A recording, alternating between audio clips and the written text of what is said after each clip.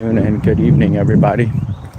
Whatever part of the world you're currently listening and watching to our video blog. Today's May the 13th. I made a mistake yesterday, actually, thinking that yesterday was the 13th, but actually today's the 13th. Yesterday was the 12th. Anyway, thanks for joining me.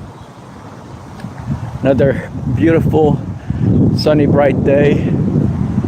I figure I go out for a quick walk and enjoy the view and this very mild weather. Okay, so I've been very fortunate to enjoy my walk at around this time in the afternoon. I typically go for a walk after I complete my task for the day. Just want to make sure that I get a little bit of exercise, refresh my thinking and brain when I'm walking, and talk to you guys. I appreciate you as always joining my walks, and as I reflect on certain issues that are taking place in our state, country, and abroad. So there's quite a bit of things that I would like to share. I'm not going to talk about every single thing because I want to focus on what's relevant. So in terms of politics and geopolitics, the president have decided to visit China. And China, as many of you guys are aware of, has always been one of those countries that America's always had, some sort of frictions against. The reason mainly because we kind of preserve the narrative as a country that China is always out there to get us. And sometimes I guess they think the same way for us. But in all reality, that's far from the truth. They're not out there to get us. They're just basically trying to do their thing and us doing ours, just like any other country. Okay, folks? But because of miscommunication, because of competition and overall strategic advantage, positioning, the two countries have always been at odds with each other.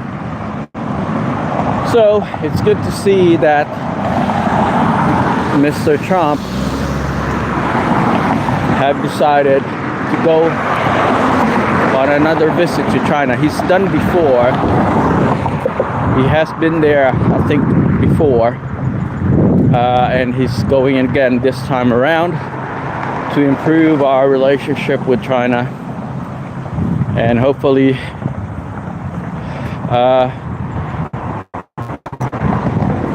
create a deal in which our countries will invest and benefit from each other. Why is it important to be in good terms with other superpowers of this world? Mainly because there really isn't any more reason for conflict to take place. The world has evolved into a very productive, very wealthy, and very tech-savvy world. It doesn't matter if you're from a small, tiny, poor third world country, or you live in one of the most industrialized, wealthiest country on planet Earth. Okay? You no longer live the same way as you did 50 years ago. Alright, folks. So that's today's reality. And frankly, we live in a much better world in terms of economics and overall political environment. But on the other side of that coin is that we're also living in the most evil and conniving and untrustworthy world because of what's going on behind the scenes online. You know, surveillances and fake accounts on social media and misinformation are prevalent in today's society around the world compared to before the internet revolution, before, you know, we got access to the social media platform. Now, as an advocate of the social media platform, I've written a book, Faceconomics. I created the concept. I like the idea that people now have access to resources. What I don't like is that people utilizing the social media platform to attack other people and destroy society and create havoc and misinformation. That's what I don't like. So we need to make sure that we have a balance in this world, and the only time that will take place and happen is when influencers and people who's not afraid to speak up and stand up against the evil and nefarious characters of this world. Trust me, I stood up against them, and I've been stonewalled, blackballed, taken to the shed and beat up. Yeah, but unless we stand up against the evil doers of this world, we are going to be doomed to basically live in a world and society that is extremely corrupt and undestructive.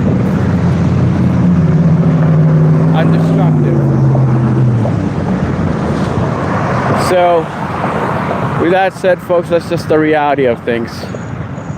We need to, you know,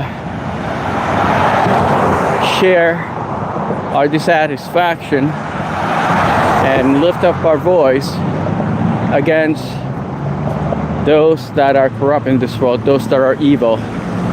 And most of them are hiding online. Okay, they're out there trying to wreak havoc. Right, folks? So anyway, going back to geopolitics, it's good to see that the Trump administration is promoting diplomacy. It's good to see that he's out there wanting to create trade and promote investments and support economic development in our country and worldwide. That's what we ought to do as a society and country. Okay, folks. So that's just one of the things that are happening now around the world.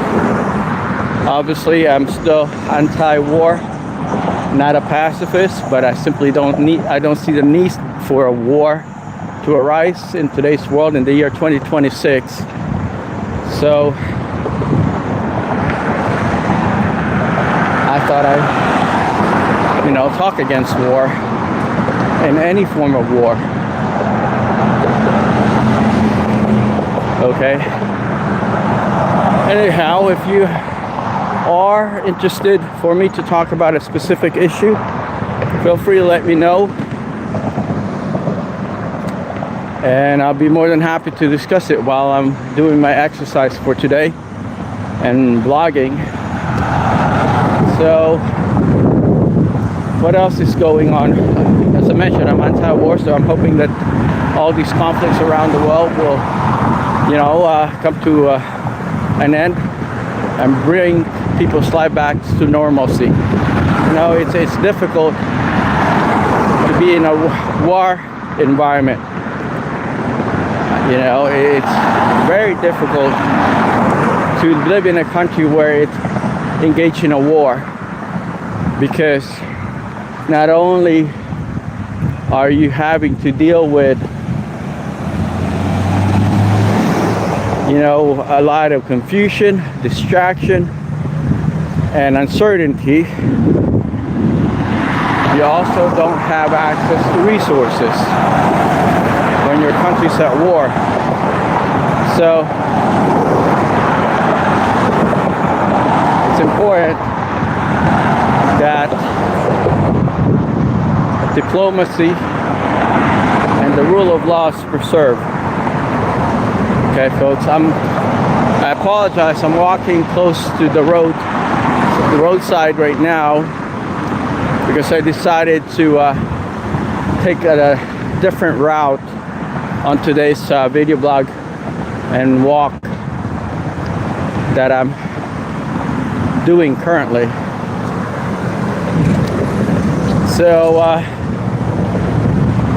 another issue that's recently became headline news, and I'm not gonna talk about this too much, is that one of the state representatives in our state of Virginia was doing her interview on a conservative radio station, and they were talking about the results of gerrymandering and why they don't feel that it's in the best interest of the public to redistrict our lines within the Commonwealth of Virginia, and something popped up and everything went way haywire. And I'm not going to talk about the overall situation, because I think it's still evolving, but it did touch up on the pre-existing condition, which is racism. And what is racism, folks?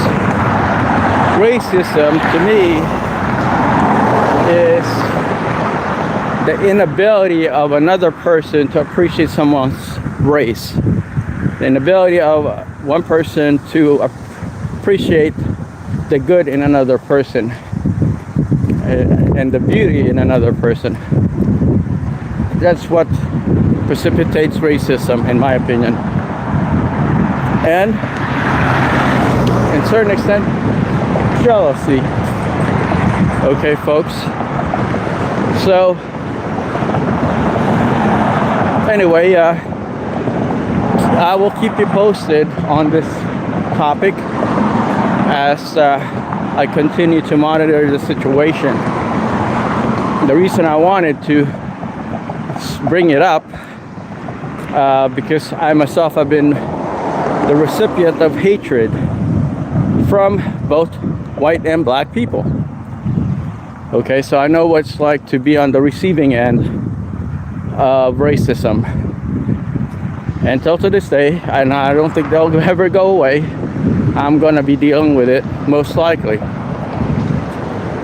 Just because I'm a minority that is typically marginalized in a society like the US. That's just how it is. So I wanted to share my overall sentiment about what took place last Monday regarding that interview with one of the state representatives here in Virginia. Now, all these issues are not new, especially ethnocentrism, racism, and bigotry and marginalization. They're not new in American society. But I think people simply don't want to discuss it or talk about it because it's so prevalent and it's so obvious that people just are kind of ignoring it nowadays, even though it's happening. And to me, the more you ignore these kinds of issues, the more you will deal with it in your society and in your environment. So it looks like the sun started to shine again. We were under the cloud, but it was pretty bright out here.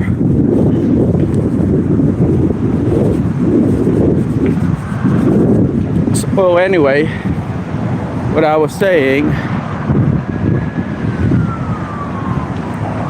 is that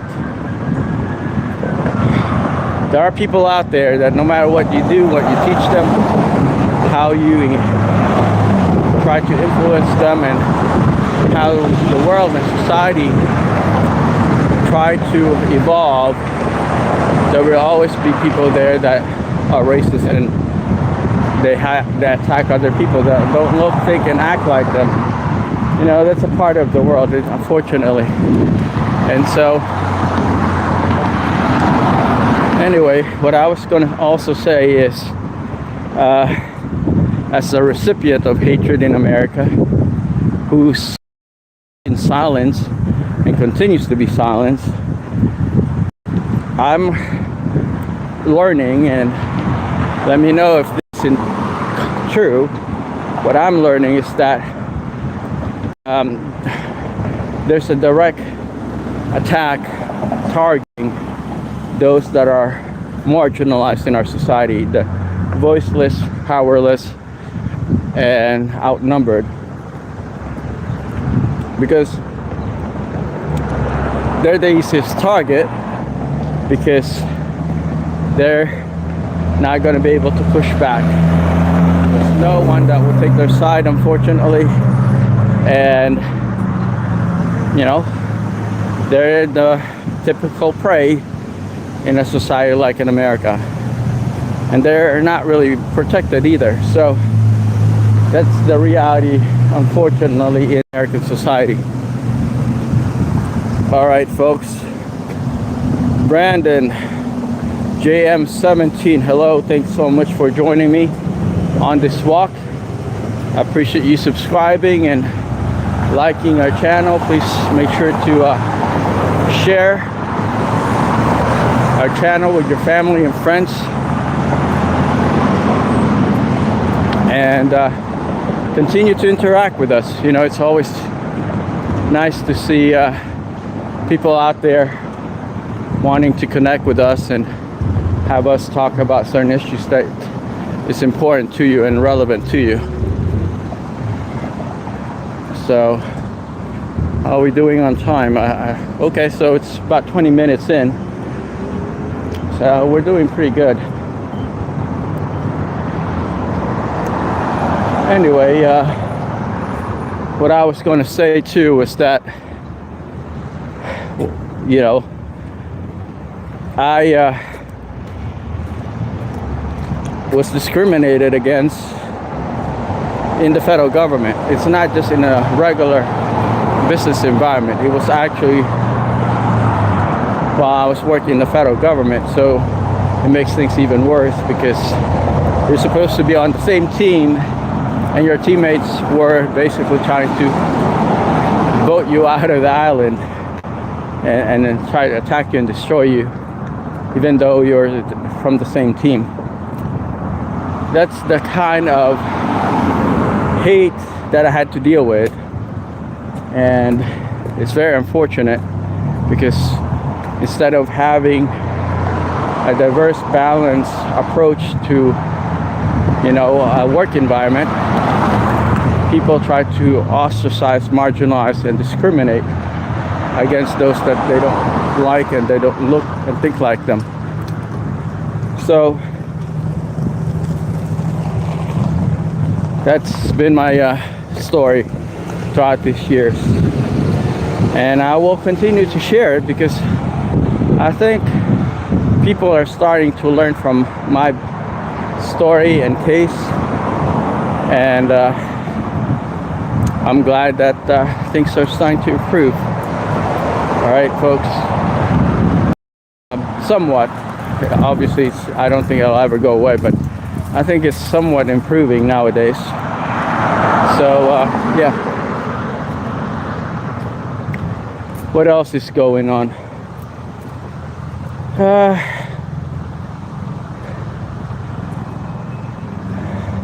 I guess, you know what? Due to the fact that I commute between the Hampton Roads and Washington D.C. on a regular basis, I see quite a bit of, you know, discrepancy in terms of social evolution. Now, what I notice is that in Washington D.C., even though it tends to be liberal,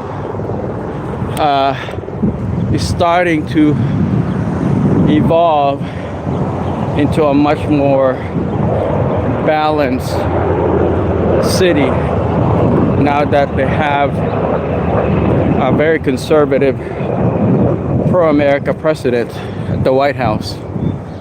So that he brought a lot of balance into Washington D.C., Mr. Trump. Whereas during the Biden administration, it was like the wild, wild west. You know, it was not the most safe place to live in. There's a lot of angry people, a lot of violence, and frankly, Washington D.C., led by a liberal mayor and liberal president, deteriorated quite a bit. So it's fairly unfortunate that that was, you know, the state of affairs during the Biden administration, and it pretty much resembles other liberal states like California and New York and bigger cities that have deteriorated significantly due to liberal, you know, agendas and very counterproductive approach to governing. Yeah. So, all right, let's see. Anybody who wants me to talk about anything specific? Wow, we're doing really good on time. We're 23 minutes in. So I guess I'm walking fairly fast today. And what I'm gonna do when I get back to the house, sit for a little bit and maybe go out for a drive. We'll see. What else is going on in this world? So, going back to Europe, I was just, you know, chatting with some people from Europe, and things are not looking very hot for many Europeans.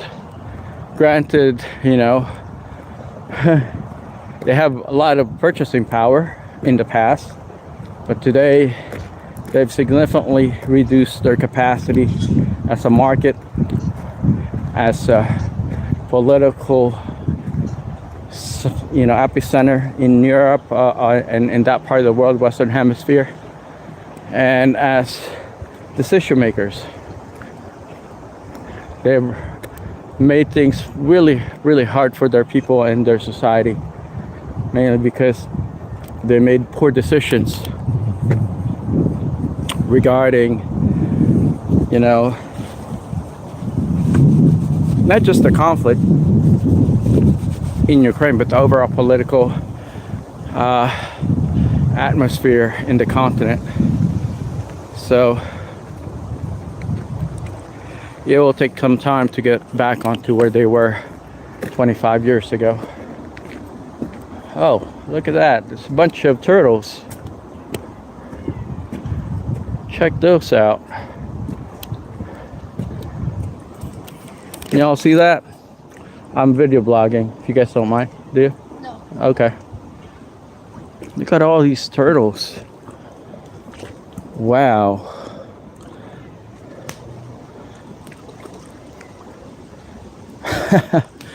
There's a gigantic turtle over there too. Almost bigger than the size of a plate. Look at all that turtle. Are y'all able to see them?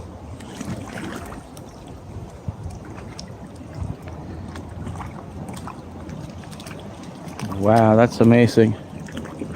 They're all wild turtles too.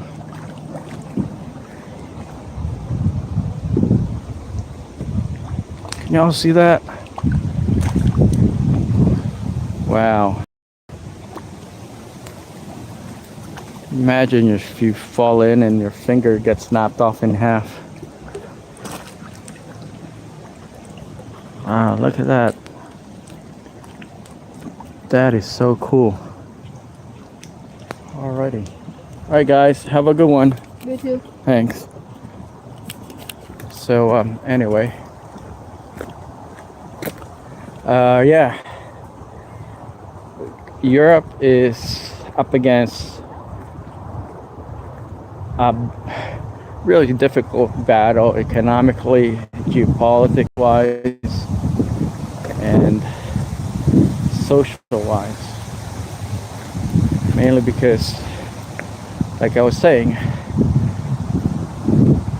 the decision makers of Europe is nowhere near in terms of caliber and wisdom and diplomatic skills close to, I guess, the skills of the diplomats of Europe after World War II.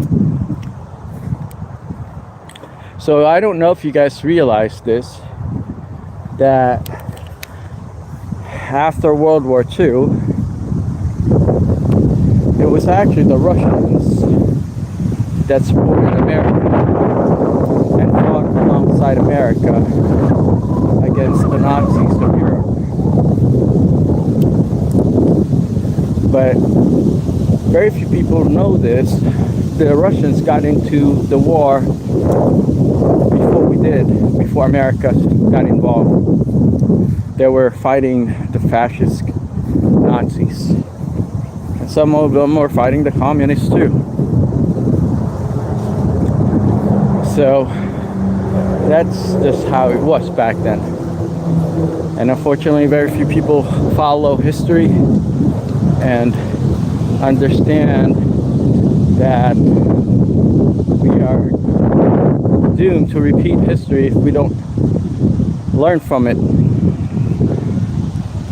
And you know what, folks? It seems like we're starting to repeat it again.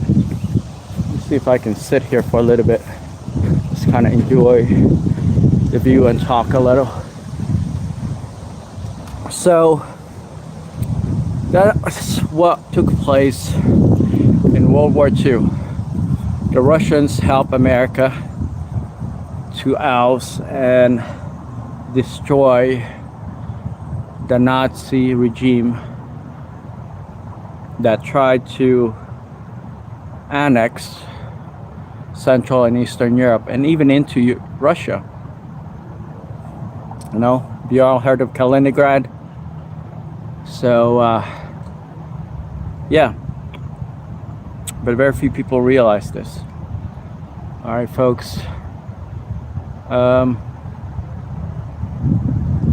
So going back to Europe, I've been, operating in Europe for quite some time, past a decade already, and time again, I see some of the really erroneous, non-productive,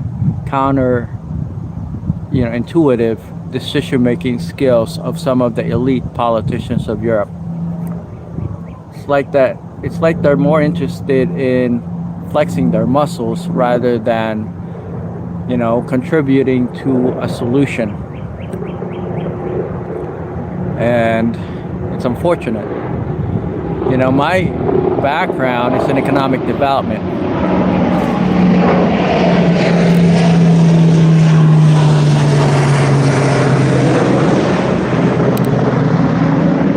Y'all see that? So my background is in economic development. I want to increase efficiency and capacity of various markets throughout Europe. I want to make sure that investments and capacity are well protected in Europe. And for the most part, before the war, it was fine.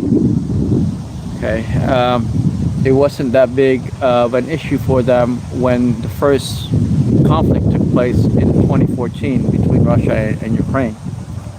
Mainly because the Russians and the Ukrainians were talking. They managed to solve their conflict between the two of them. No one was engaged. No one was, telling them not to talk to each other. Not until Biden and Mr. Zelensky and Boris Johnson and everybody else from the western part of Europe started tossing in their 10 cents. And so, instead of diplomacy taking place, it was more of rearmament and fueling the fire that mainly aggravated the overall conflict. So it wasn't the most productive situation to be in. But what can you do when there are people that are stuck on stupid? Okay, they just want to be, the superhero without even having to assess the overall ramifications of their decisions and actions. Oh, check this out. Here's a guy that got lost. And I don't know how he managed to get in there, but he's not gonna get out. Look how fenced in this baseball field is. And he probably hasn't eaten the whole day. Yep, looks like he's gonna be here for a while, unless we can help him. But looks like he's stuck. Let's see if there's a way for us to get him out, because he's gonna starve in there, and there's no water either. And I'm guessing somebody put him inside.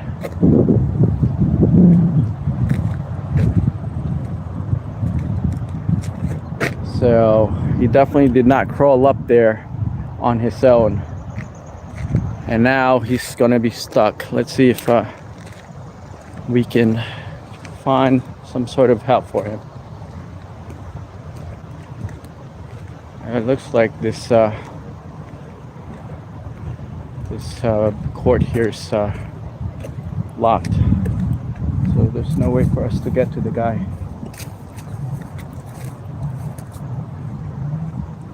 Okay, yep, it's locked.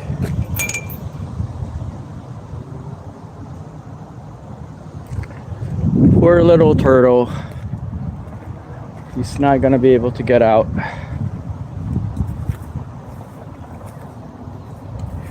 See, this really annoys me, People do this to animals.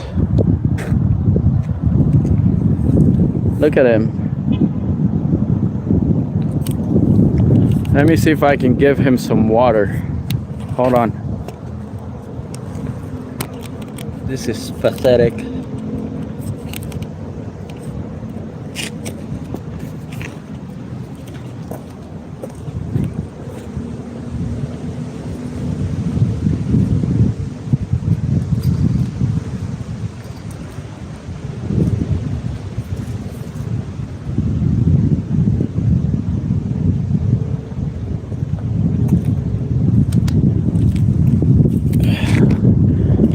right, little fella. I hope you get a little bit of moisture now. Anyway, it's sad that people do that to animals. You know, can't leave them alone. Anyway, what I was saying is that people that have power in the elite political class of Europe, you know, championed diplomacy at the onset of this war between Russia and Ukraine. So many people's lives have been saved, and the collateral damage, you know, I mean, there's some historical buildings throughout Ukraine and Russia that have been leveled.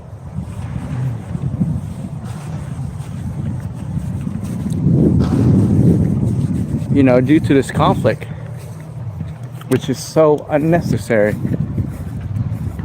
Okay, in the year 2026, if you still engage in a conflict that resembles the conflict in 2020 in the World War I and World War II, then you definitely did not learn anything from the past.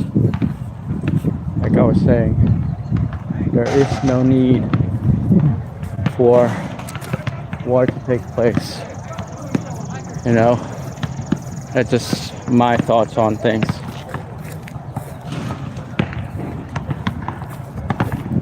But what can you do when there are people that are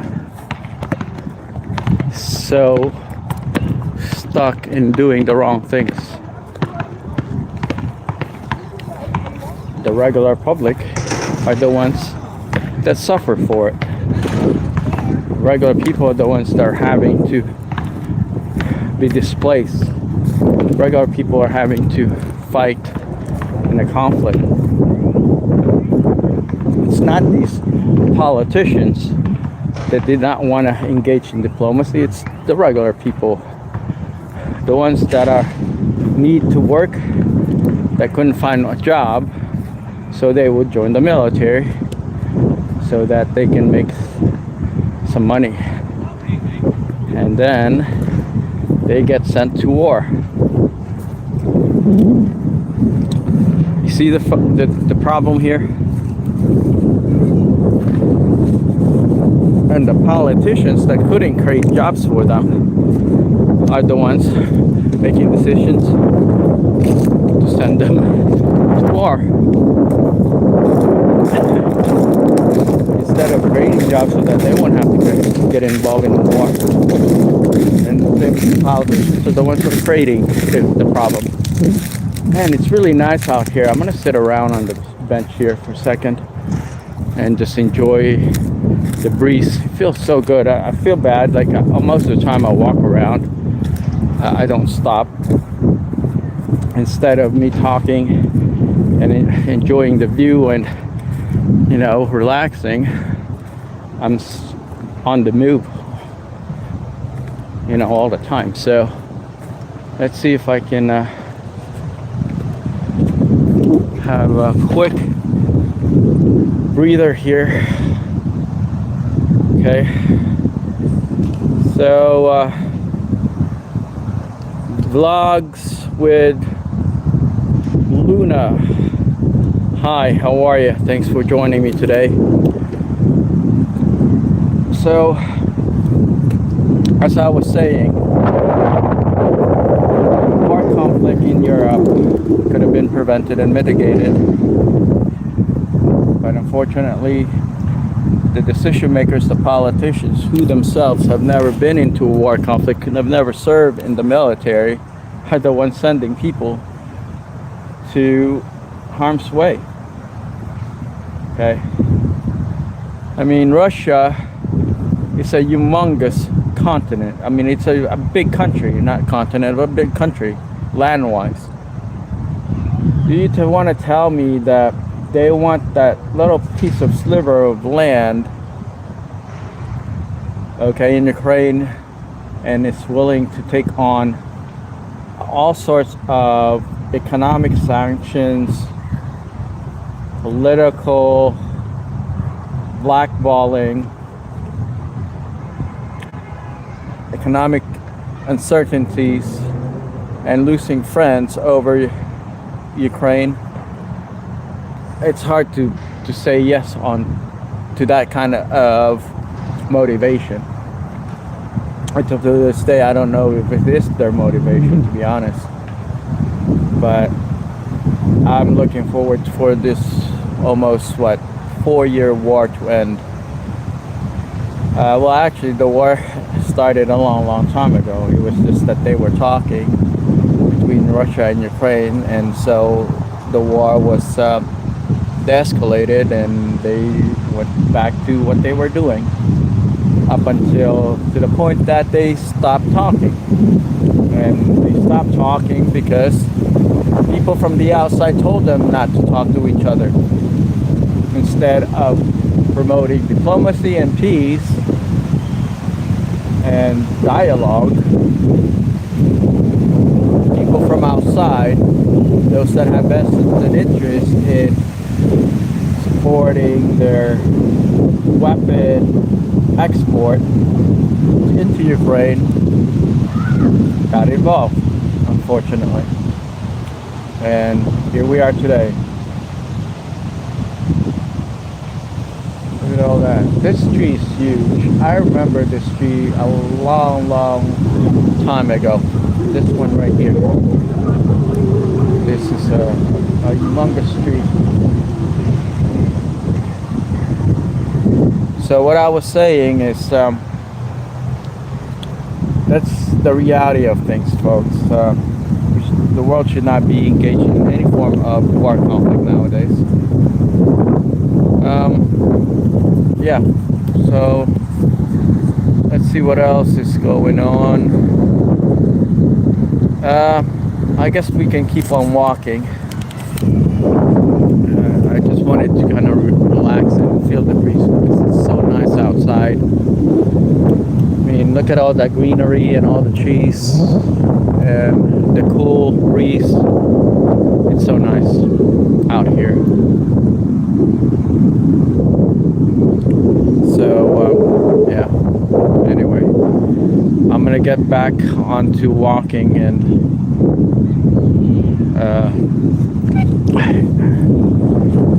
prepare for the evening, since I've got some other projects to work on this evening. That was a really nice break. Anyway, folks, yeah, so moving on from Europe, the US is engaged in a war in Iran, and for a brief period we were engaged in a conflict in Venezuela.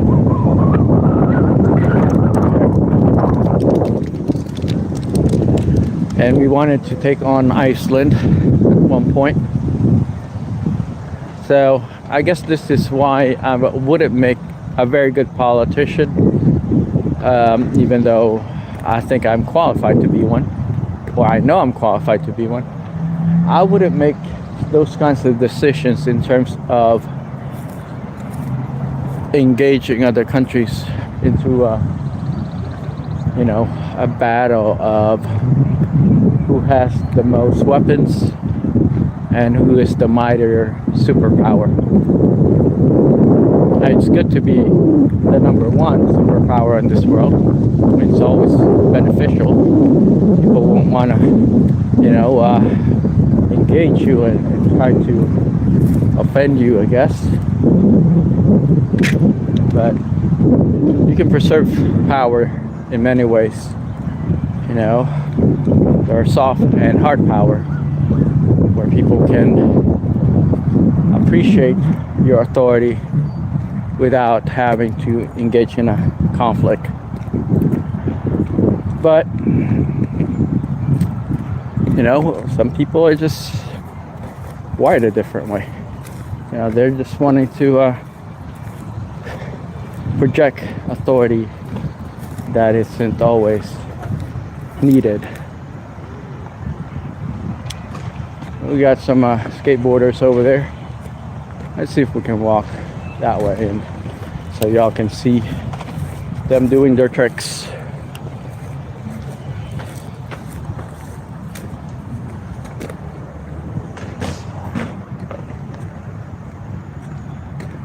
So yeah. Anyway, folks, hope you guys are enjoying this walk and the view of this park. It's always very nice to stretch our legs and enjoy the view.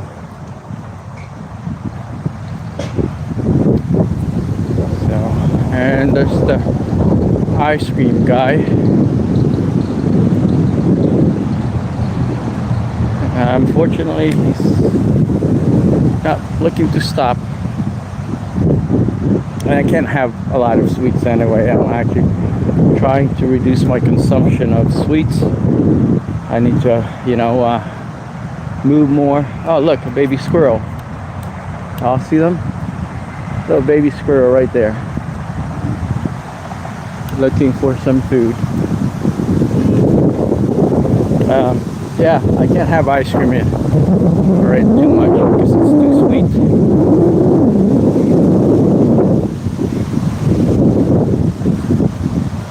But I think it's okay. We gotta be motivated and work out. Hello. So it's important that we take control of our lives and destinies. Alright, let me cross here. Alright, folks. So, yeah, that's just my overall thought regarding the conflict in Europe and the current conflict that the U.S. is currently engaged in. So, I didn't serve in the military, but I did serve in the Peace Corps. And what the Peace Corps does is promote diplomacy and share culture, friendship among Americans and those people from countries that we serve in. And so I appreciate the need for dialogue and constructive, criticism. So that's something that I've always wanted to, promote worldwide. Hence, I created my platform, faceconomics, which is the utilization of the social media platform in economic development to lift all boats and advance societies and economies through the utilization of their social media platform. But as many of you know, our platform is being silenced on a regular basis, mainly because the social media giants and even other interests, evil nefarious organizations don't want us to succeed, because if we succeed, then we would have won, by simply winning hearts and minds of the people in public. So that's the reality, folks. People don't want us to succeed, because if we succeed, it will transform societies worldwide in terms of economic development, their social cohesion, and everything and anything that will create infrastructure within their society and improve the capacity of their industries. So believe it or not, there are countries that don't want other countries to succeed. And it's unfortunate, but we don't live in a perfect world. We live in a world currently that basically is defined by the dog eat dog world, because that was the prevailing, thought back then. I eat your breakfast, your lunch, and dinner, so you won't eat mine. That's the old mentality of the world. And some people still preserve it because they're fighting over resources, they're fighting over population, so that to them, the old playbook has to prevail. And what they don't realize is that AI is now rewriting the playbook. Artificial intelligence today is smarter, and is going to be even smarter than many people on this planet. That's just the reality of it. They will be much smarter than societies of this world. So, what is the world going to do and how things are going to evolve? It's hard to say, but we definitely will not be living in the same old-fashioned, norms and social construct as we did 20 years ago.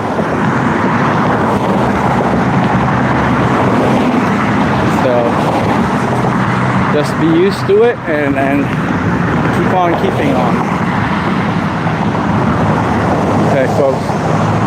With that said, please make sure to subscribe, share our YouTube channel, and tell your friends about our Faceconomics podcast, and help us build our community and platform for the greater good of humanity.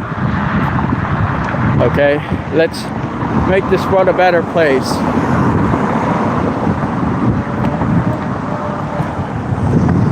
Okay, don't be skittish and fear the future. The future is going to happen regardless of what you do, but there is a way for you to improve your chances, and the world's chances, and society's chances, and country sizes, the countries around the world's chances to becoming a better society and people. All right, folks. Yep. So that's where we're at.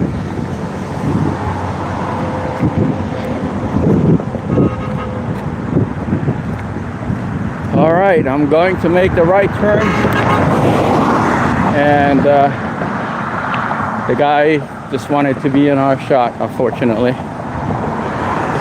there are some people like that. Just they don't know what to do themselves, so they're looking to irritate other people. Anyway, folks, thank you so much for joining on this Wednesday. Look forward to hearing back from you and connecting with you again on our next video blog and podcast. With this said, until we meet again, y'all take care. Bye-bye.